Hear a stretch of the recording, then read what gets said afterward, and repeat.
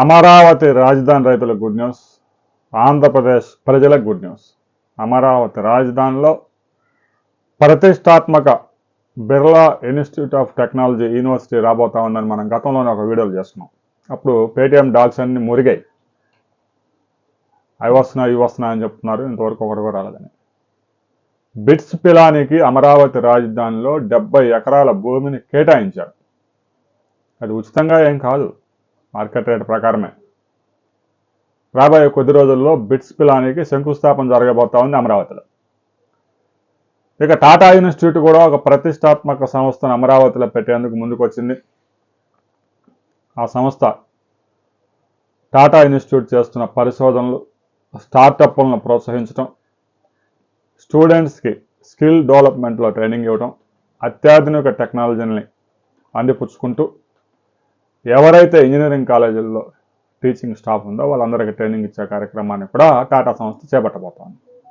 మంత్రి నారా లోకేష్ మరొక విషయం కూడా నిన్న స్పష్టంగా చెప్పారు. విశాఖపట్నంలో, అమరావతిలో అంతర్జాతీయ స్థాయిలో యూనివర్సిటీలు రాబోతా ఉన్నాయి అనే విషయాన్ని స్పష్టంగా చెప్పారు. ఇప్పటికే అమరావతిలో ఎస్ఆర్ఎం యూనివర్సిటీ, విఐటి, అమృత యూనివర్సిటీ వర్క్ చేస్తూ ఉన్నాయి. ఎస్ఆర్ఎం యూనివర్సిటీ అయితే ఇప్పటికే 650 కోట్ల రూపాయలు ఇన్వెస్ట్మెంట్ పెట్టింది.